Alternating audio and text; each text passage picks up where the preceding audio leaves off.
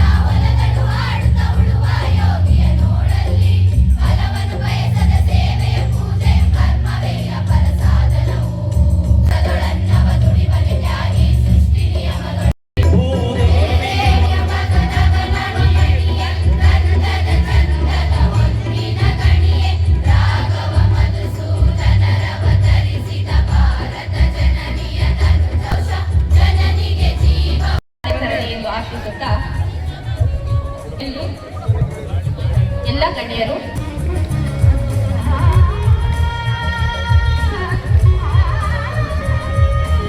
ಕಾಲ ಮೇಲೆ ನಿಂತು ಗೆಲ್ಲುವ ಆತ್ಮವಿಶ್ವಾಸಕ್ಕೆ ನಿಜವಾದ ಶಿಕ್ಷಣ ಎಂಬುದಕ್ಕೆ ಸಾಕ್ಷಿಯಾಗಿ ನಿಂತಿರುವ ಈ ನಮ್ಮ ಪಾಂಡವಪುರ ತಾಲೂಕಿನ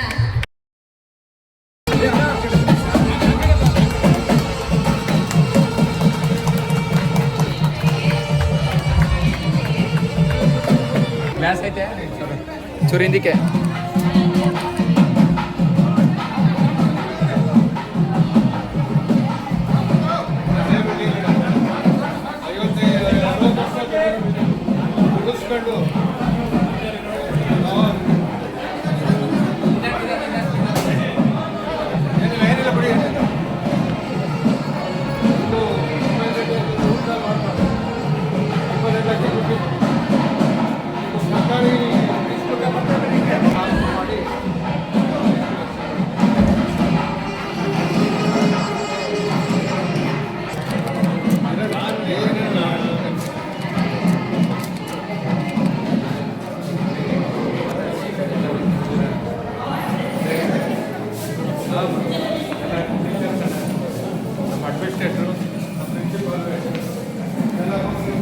ನಂತರ ವಿದ್ಯಾರ್ಥಿನಿಯರನ್ನು ಉದ್ದೇಶಿಸಿ ಮಾತನಾಡಿ ನೂತನ ವಿಜ್ಞಾನ ವಿಭಾಗದ ಕಟ್ಟಡ ಹಾಗೂ ಪಿಇಎಸ್ ಪಬ್ಲಿಕ್ ಶಾಲೆಗೆ ಸುಮಾರು 3.5 ಕೋಟಿ ರು ವೆಚ್ಚದಲ್ಲಿ ಪುಟ್ಟರಾಜುರವರು ಕೇವಲ 6 ತಿಂಗಳಲ್ಲಿ ಇಷ್ಟೊಂದು ಭವ್ಯವಾದ ವಿದ್ಯಾಸಂಸ್ಥೆಯನ್ನು ಕಟ್ಟಿದ್ದಾರೆ.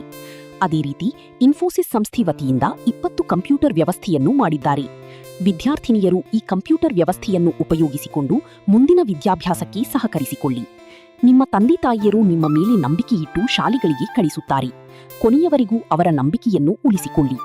ಮೊಬೈಲ್ ಅನ್ನು ನಿಮಗೆ ಎಷ್ಟು ಉಪಯುಕ್ತವಾಗುತ್ತದೆ ಅಷ್ಟೇ ಉಪಯೋಗಿಸಿಕೊಳ್ಳಿ ಎಂದು ವಿದ್ಯಾರ್ಥಿನಿಗಳಿಗೆ ಮನವಿ ಮಾಡಿದರು. ಮುಂದಿನ ದಿನಗಳಲ್ಲಿ ನಮ್ಮ ತಾಯಿಯವರಾದ ಚೆನ್ನಮ್ಮ ದೇವೇಗೌಡರ ಹೆಸರಿನಲ್ಲಿ 1.50 ಕೋಟಿ ರು ವೆಚ್ಚದಲ್ಲಿ ಈ ಸಂಸ್ಥೆಗೆ ಆಡಿಟೋರಿಯಂ ವ್ಯವಸ್ಥೆಯನ್ನು ಕೂಡ ಮಾಡುತ್ತೇನೆ ಎಂದು ತಿಳಿಸಿದರು. ಇದೇ ಸಂದರ್ಭದಲ್ಲಿ ಮಂಡ್ಯ ಮನಮುಳ್ ನಿರ್ದೇಶಕರಾದ ಶಿವಕುಮಾರ್, ಮಂಡ್ಯ ಮಾಜಿ ಸ್ಥಾಯಿ ಸಮಿತಿ ಅಧ್ಯಕ್ಷರಾದ ಅಶೋಕ್ ಹಾಗೂ ಎಸ್ಇಟಿ ವಿದ್ಯಾಸಂಸ್ಥೆಯ ಸಿಇಒ ಶಿವರಾಜ್ ಹಾಗೂ ವಿದ್ಯಾಪ್ರಚಾರ ಸಂಘದ ಅಧ್ಯಕ್ಷರುಗಳು ಹಾಗೂ ಕಾರ್ಯದರ್ಶಿ, ಆಡಳಿತ ಮಂಡಳಿ, ಬಾಲಕಿಯರ ವಿದ್ಯಾಸಂಸ್ಥೆಯ ಅಧ್ಯಕ್ಷರು ಹಾಗೂ ಕಾರ್ಯದರ್ಶಿ, ನಿರ್ದೇಶಕರುಗಳು, ಆಡಳಿತ ಮಂಡಳಿ ಹಾಗೂ ಶಾಲೆಯ ಪ್ರಾಂಶುಪಾಲರು, ಶಿಕ್ಷಕಿಯರು, ವಿದ್ಯಾರ್ಥಿನಿಗಳು ಹಾಜರಿದ್ದರು.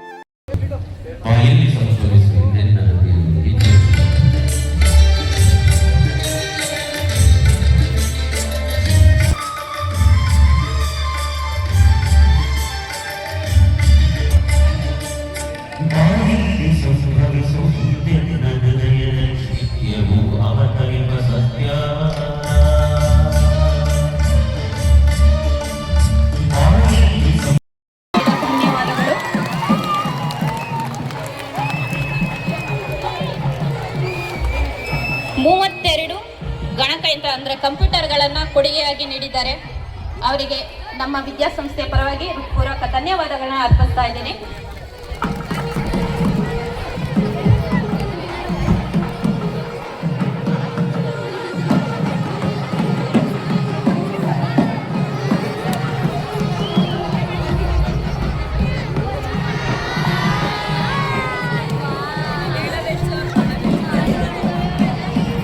ದಯಮಾಡಿ ಎಲ್ಲ ನಿರ್ದೇಶಕರುಗಳು ದಯವಿಟ್ಟು ವೇದಿಕೆ ಬರಬೇಕು ಅಂತ ವಿನಂತಿ ಮಾಡ್ಕೊಳ್ತೀನಿ.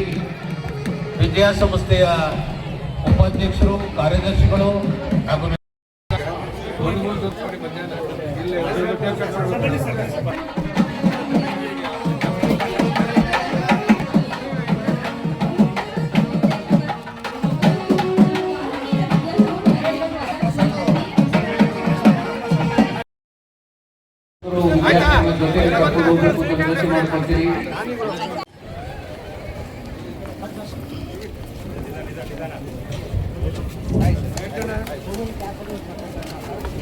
ವಿದ್ಯಾರ್ಥಿಗಳಿಗೆ ಹಿತವಚನವನ್ನ ಒಳ್ಳೆಯ ಬಾರಿ ಮುಖ್ಯಮಂತ್ರಿ ಆದಾಗ ಪಬ್ಲಿಕ್ ಶಾಲೆ ಮಾಡಬೇಕು ಅಂತ ಮಾಡಿದೆ. ಕರ್ನಾಟಕ ಪಬ್ಲಿಕ್ ಶಾಲೆ ಅಂತೇಳಿ ವರ್ಷಕ್ಕೆ 1,000 ಶಾಲೆಗಳು ಪ್ರಾರಂಭ ಮಾಡಬೇಕು ಅಂತ ಹೇಳಿ ಕನ್ನಡ ಮತ್ತು ಇಂಗ್ಲೀಷ್ ಮೀಡಿಯಂನಲ್ಲಿ UKG LKG ಇಂದಲೇ ಪ್ರಾರಂಭ ಮಾಡಬೇಕು ಅಂತೇಳಿ ಮಾಡಿದ್ದು 12ನೇ ತರಗತಿವರೆಗೆ.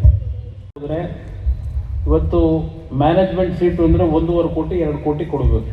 ಎಲ್ಲಿಂದ ತರ್ತಾರೆ ನಿಮ್ಮ ಕುಟುಂಬ ತಂದೆ ತಾಯಿದ್ರು? ನೀವು ಒಂದು ಇಂಜಿನಿಯರ್ ಆಗಬೇಕಾದ್ರೆ 60 ಲಕ್ಷ 70 ಲಕ್ಷ ಕಟ್ಟಬೇಕು 4 ವರ್ಷದ ಅವಧಿಗೆ. ಎಲ್ಲಿಂದ ನಿಮ್ಮ ತಂದೆ ತಾಯಿದ್ರು ಕೊಡೋಕ್ಕೆ ಸಾಧ್ಯ? ಇದೆಲ್ಲ ನಾನು ನೋಡಿದ್ದೀನಿ. ಇದರ ಹಿನ್ನೆಲೆಯಲ್ಲಿ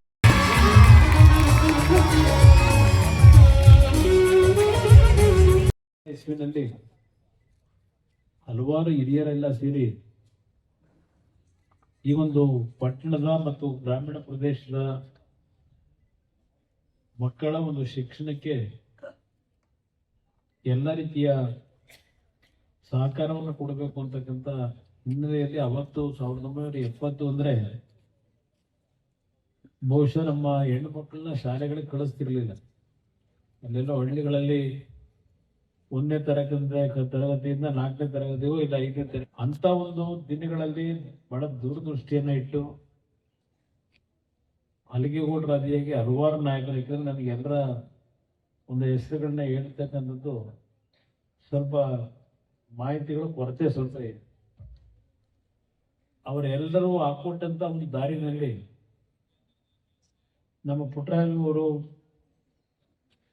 ಇವತ್ತು ದೊಡ್ಡ ಮಟ್ಟದಲ್ಲಿ ಒಂದು ಖಾಸಗಿಯ ಶಿಕ್ಷಣ ಸಂಸ್ಥೆಗಳು ಕೇವಲ ಹಣ ಸಂಪಾದನೆ ಮಾಡೋಕ್ಕೋಸ್ಕರಲೇ ಇವತ್ತು ಶಿಕ್ಷಣವಾದ ಒಂದು ಕೆಲಸವನ್ನು ನಿರ್ವಹಣೆ ಮಾಡ್ತಾರೆ.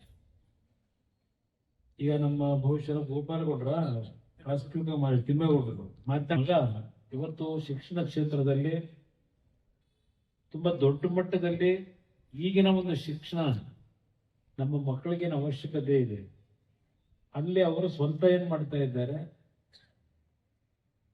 ಯಾವ ನಾವು ಖಾಸಗಿಯಾಗಿ ನಡೆಸ್ತಾ ಇದ್ವಿ ಸರ್ಕಾರಿ ಶಾಲೆಗಳು ಇಲ್ಲ ಈ ಅನುದಾನಿತ ಶಾಲೆಗಳು ಹೇಗಾದ್ರೂ ನಡೀಲಿ ಅಂತಕ್ಕಂಥ ಒಂದು ಸಣ್ಣತನವನ್ನು ತೋರಿಸ್ತೆ ಪುಟ್ಟರಾಜ್ ಅವರು ಬಹುಶಃ ಈ ಒಂದು ಶಾಲೆನ ಇಷ್ಟು ದೊಡ್ಡ ಮಟ್ಟದಲ್ಲಿ ಖಾಸಗಿ ಶಾಲೆಗಳಿಗೆ ಸರಿ ಸಮಾನಾಗಿ ಇವತ್ತೇನು ಕಟ್ಟಿದ್ದಾರೆ.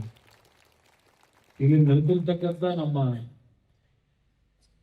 ಮಕ್ಕಳ ಪೋಷಕರು ತಾಯಂದಿರೇನಿದ್ದೀರಿ, ಹಿರಿಯರೇನಿದ್ದೀರಿ, ನಮ್ಮ ಮಕ್ಕಳೇನಿದ್ದಾರೆ, ಎಲ್ಲರ ಪರವಾಗಿ ಪುಟ್ಟರಾಜಣ್ಣಂಗೆ ಮತ್ತು ಅವರ ಆಡಳಿತ ಮಂಡಳಿ ಏನಿದ್ದಾರೆ ಅವರೆಲ್ಲರಿಗೂ ಕಾಣಿಕೆ ಇದೆ. ಪುಟ್ಟರಾಜಣ್ಣ ಜೊತೆ ಸೇರಿ ಅವರವರ ಒಂದು ದುಡಿಮೆ ಮೇಲೆ ಅವರು ಸಹ ಸಹಕಾರ ಕೊಟ್ಟು ಇವತ್ತು ಇಂಥ ಒಂದು ಉತ್ತಮವಾದಂಥ ಸೌಕರ್ಯಗಳನ್ನು ಹೊಂದಿರತಕ್ಕಂಥ ಶಾಲೆ.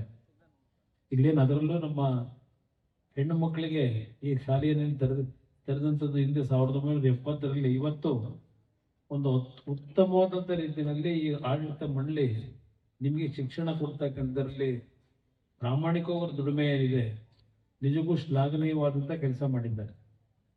ಇವತ್ತು ವೇದಿಕೆ ಮೇಲೆ ಇರ್ತಕ್ಕಂಥ ಎಲ್ಲ ಈ ಶಾಲಾ ಮಂಡಳಿಯ ಸದಸ್ಯರುಗಳೇ, ಡೈರೆಕ್ಟರ್ಗಳೇ ಮತ್ತು ನಮ್ಮ ಹಿರಿಯರೇ, ಎಲ್ಲ ನಮ್ಮ ಪೋಷಕವರ್ಗದ ತಾಯಂದಿರೇ, ಎಲ್ಲ ನನ್ನ ಆತ್ಮೀಯ ಮಕ್ಕಳೇ, ಶಾಲೆಯ ಮುಖ್ಯೋಪಾಧ್ಯಾಯರೇ ಮತ್ತು ಎಲ್ಲ ಉಪಾಧ್ಯಾಯ ವರ್ಗದ ಬಂಧುಗಳೇ, ಮಾಧ್ಯಮದ ಸ್ನೇಹಿತರೆ, ಇವತ್ತು ನಾನು ಪ್ರಮುಖವಾಗಿ ನಮ್ಮ ಮಕ್ಕಳಿಗೆ ಹೇಳ್ತಕ್ಕಂಥದ್ದು ಈಗಿನ ಒಂದು ದಿನಗಳು ಯಾವ್ಯಾವ ರೀತಿ ನಾವು ದಾರಿ ತಪ್ಪಿಸ್ತಾ ಇದ್ದೇವೆ ನೋಡ್ತಾ ಇದ್ದೇವೆ. ನಾವು ಮಾಧ್ಯಮಗಳಲ್ಲಿ ಏನಾದರೂ ಪ್ರತಿನಿತ್ಯ ರಾಜಕೀಯದ ಸುದ್ದಿ ನೋಡಬೇಕು ಅಂತ ಹೇಳಿ ನಾವು ಟಿವಿ ಆನ್ ಮಾಡಿದ್ರೆ ಒಳ್ಳೆ ಸುದ್ದಿಗಳಿಗಿಂತ ಕೆಟ್ಟ ಸುದ್ದಿಗಳನ್ನೇ ನಾವು ಕಾಣ್ತೇವೆ. ನಾನು ಎಲ್ಲ ಮಕ್ಕಳಿಗೆ ನಾನು ಕೈ ಜೋಡಿಸಿ ಮನವಿ ಮಾಡೋದು, ನಿಮ್ಮ ತಂದೆ ತಾಯಿಯಂದರು ಮಕ್ಕಳು ಒಳ್ಳೆಯ ಒಂದು ಶಿಕ್ಷಣ ಪಡಿಬೇಕು ಅಂತ ಹೇಳಿ ಅವ್ರಿಗೆ ಎಷ್ಟೇ ಕಷ್ಟ ಇದೆ, ಅವ್ರ ಕುಟುಂಬದ ಆದಾಯ ಏನೇ ಇರಲಿ, ನಿಮ್ಮಲ್ಲಿ ಒಂದು ಸ್ಥೈರ್ಯ ಬರಬೇಕು. ನಾನು ನಮ್ಮ ಶಿಕ್ಷಕರ ಎಲ್ಲ ನಮ್ಮ ಈ ಸಂಸ್ಥೆಯ ಡೈರೆಕ್ಟರ್ಗಳಿರ್ಬೋದು, ನಮ್ಮ ಶಿಕ್ಷಕರೇನಿದ್ದೀರಿ, ಮುಖ್ಯೋಪಾಧ್ಯಾಯರೇನಿದ್ದೀರಿ, ಇವತ್ತು ನಾವು ಏನು ಹಿಂದಿನಿಂದ ಕಲಿತಾ ಇದ್ದಂಥ ವಿದ್ಯೆ, ಯಾಕೆಂದರೆ ನಾನು ಶಿಕ್ಷಣದಲ್ಲಿ ಬಹಳ ಒಳ್ಳೆಯ ವಿದ್ಯಾರ್ಥಿ ಏನಾಗಿರಲಿಲ್ಲ. ನಾನು ಕೊನೆ ಬೆಂಚಲ್ಲಿ ಕೂರೋನು ಯಾವಾಗಲೂ. ನನಗೆ ಶಿಕ್ಷಣದಲ್ಲಿ ಅಷ್ಟು ದೊಡ್ಡ ಮಟ್ಟದಲ್ಲಿ ಅಂಕವನ್ನು ತೆಗೆದವನಲ್ಲ. ನಾನು ಒಂದು ಸಾಧಾರಣವಾದಂಥ ವಿದ್ಯಾರ್ಥಿ. ಇವತ್ತು ನಿಮಗೆ ನಾನು ಹೇಳ್ತಕ್ಕಂಥದ್ದು, ನಿಮ್ಮಲ್ಲಿ ಇರ್ತಕ್ಕಂಥ ಪ್ರತಿಭೆ ಅದು ನಿಮಗೆ ಗೊತ್ತಿರೋದಿಲ್ಲ. ನಿಮ್ಮಲ್ಲಿ ಒಂದು ಆತ್ಮಸ್ಥೈರ್ಯ ಇರಬೇಕು. ಇವತ್ತಿನ ಒಂದು ಸಮಾಜದಲ್ಲಿ ಪುಟ್ಟಣ್ಣವ್ರು ಹೇಳಿದ್ರಲ್ಲ, ನಿಮಗೆ ಕಂಪ್ಯೂಟರ್ನ ಒಂದು ಜ್ಞಾನ ಪಡಿಬೇಕು ಅಂತಕ್ಕಂಥ ದೃಷ್ಟಿಯಿಂದ ಈಗೇನು 32 ಕಂಪ್ಯೂಟರ್ಗಳನ್ನು ನಿಮಗೆ ಒದಗಿಸ್ಕೊಟ್ಟಿದ್ದಾರೆ. ಇರಲಿ, ಅದು ನಿಮಗೆ ಸೇರಬೇಕು, ಅದು ನಮಗಿಲ್ಲ. ಇವತ್ತು ನಿಮಗೆ ಉತ್ತಮವಾದ ಶಿಕ್ಷಣ ದೊರಕಬೇಕು ಅಂತಕ್ಕಂಥದ್ದು ಏನಿದೆ, ಒಂದು ನೀವು ಈಗಿನ ಶಿಕ್ಷಣದಲ್ಲಿ ಪಡೆಯತಕ್ಕಂಥ ಅಂಕಕ್ಕೆ ಒಂದು ರೀತಿಯ ಶಿಕ್ಷಣ ಪಡಿಬೇಕು, ನೀವು ಓದಬೇಕು ಗಮನ ಹರಿಸಿ. ನೀವು ಪಡೆಯತಕ್ಕಂಥ ಶಿಕ್ಷಣ ಒಂದು ಉದ್ಯೋಗ ದೊರಕುತ್ತೆ ಅಂತಕ್ಕಂಥದ್ದನ್ನ ನೀವು ಲೆಕ್ಕದಲ್ಲಿ ಇಟ್ಕೋಬೇಡಿ. ಕೇವಲ ನನಗೆ ಅದರ ಅನುಭವಗಳು ಯಾಕೆ ಹೇಳ್ತೀನಿ ಅಂದ್ರೆ, ಇವತ್ತು ಯಾವ ರೀತಿಯಲ್ಲಿ ಕಂಪ್ಯೂಟರ್ ಇಂಜಿನಿಯರ್ಗಳು, ಮೆಕ್ಯಾನಿಕಲ್ ಇಂಜಿನಿಯರ್ಸು, ಸಿವಿಲ್ ಇಂಜಿನಿಯರ್ಸು, ಈಗ ಏನ ಇಂಜಿನಿಯರ್ ಆಗಬೇಕು ಅಂತೀರಿ, ಪಾಪ ಆಸೆಯಿಂದ ಓದ್ತೀರಿ ನೀವೆಲ್ಲ. ತಂದೆ ತಾಯಿಗಳು ಇಲ್ಲ ನಮ್ಮ ಮಕ್ಕಳು ಯಾಕೋ ಒಂದ್ ಕಡೆ ಶಿಕ್ಷಣ ಪಡೆದ್ರೆ ಒಂದು ದಡ ಸೇರ್ತಾರೆ ಅಂತಕ್ಕಂಥ ಒಂದು ಭಾವನೆಯಿಂದ ಓದಿಸ್ತೀರಿ. ಆದರೆ ಇವತ್ತು ಯಾವೊಂದು ಇಂಜಿನಿಯರಿಂಗ್ನ ಪಡೆಯತಕ್ಕಂಥ ವಿದ್ಯಾರ್ಥಿಗಳೇನಿದ್ದಾರೆ, ಕೆಲಸಕ್ಕೆ ಅಲಿಯತಕ್ಕಂಥದ್ದನ್ನ ಪ್ರತಿದಿನ ನೋಡು. ನನ್ನ ಹತ್ರ ದಿನಕ್ಕೆ 50, 60, 100 ಜನದವರೆಗೂ ಅರ್ಜಿ ಕೊಡ್ತಾರೆ. ಇಲ್ಲಿ ನಾನು ಊರಿಗೆ ಇಲ್ಲಿ ಮಂಡ್ಯದಲ್ಲಿ ಬಂದಾಗ ಎಲ್ಲ ಕಡೆನೂ ಅರ್ಜಿ ಇಟ್ಕೊಂಡು ಬರ್ತಕ್ಕಂಥದ್ದು ನೋಡಿದ್ದೀನಿ. ಇವತ್ತು ಬಹಳ ಕಷ್ಟ. ಯಾಕಂದ್ರೆ ಕೇಂದ್ರದಲ್ಲಿ ನಿಮ್ಮೆಲ್ಲರ ಇಲ್ಲಿ ನಿಮ್ಮ ಕುಟುಂಬದ ತಂದೆ ತಾಯಿಗಳು ಏನಿದ್ದಾರೆ, ನೀವು ಬಹುಶಃ ಓಟ್ ಹಾಕಿರ್ಬೋದು. ನನಗೆ ಓಟ್ ನಿಮ್ದು ಇದೆಯೋ ಗೊತ್ತಿಲ್ಲ, ಮತದಾರ ಪಟ್ಟಿದ್ದೀರಿ. ನಿಮಗೆ ಕಳೆದ ಚುನಾವಣೆಯಲ್ಲಿ ನನ್ನ ದೆಹಲಿ ಕಳಿಸ್ಕೊಟ್ಟಿದ್ದೀರಿ ಮಂಡ್ಯದಿಂದ. ಅಲ್ಲಿ ನರೇಂದ್ರ ಮೋದಿ ಅವರ ಸರ್ಕಾರದಲ್ಲಿ ಮಂತ್ರಿನೂ ಆಗಿದ್ದೀನಿ. 2 ಇಲಾಖೆ ಜವಾಬ್ದಾರಿ ನಿರ್ವಹಣೆ ಮಾಡ್ತಾ ಇದ್ದೀನಿ. ಇವತ್ತು ನಾವು ಹಲವಾರು ಕಾರ್ಯಕ್ರಮ ಕೇಂದ್ರ ಸರ್ಕಾರದಲ್ಲಿ ಇವತ್ತು ದೊಡ್ಡ ದೊಡ್ಡ ಕೈಗಾರಿಕೋದ್ಯಮಿಗಳಿಗೆ ದೇಶದ ಒಂದು ಅಭಿವೃದ್ಧಿಗೋಸ್ಕರವಾಗಿ ಹಲವಾರು ರೀತಿಯ ಒಂದು ಸ್ಕೀಮ್ಗಳನ್ನು ತಂದಿದ್ದೇವೆ. ಅವರಿಗೆ ಸಬ್ಸಿಡಿ ಕೊಡ್ತೀವಿ, ಇನ್ಸೆಂಟಿವ್ಗಳಿಂದ. ನಾವು ಅವ್ರಿಗೆ ಇನ್ಸೆಂಟಿವ್ ಕೊಡಬೇಕಾದ್ರೆ ಅವರು ಕೊಡ್ತಕ್ಕಂಥ ಅರ್ಜಿಗಳಲ್ಲಿ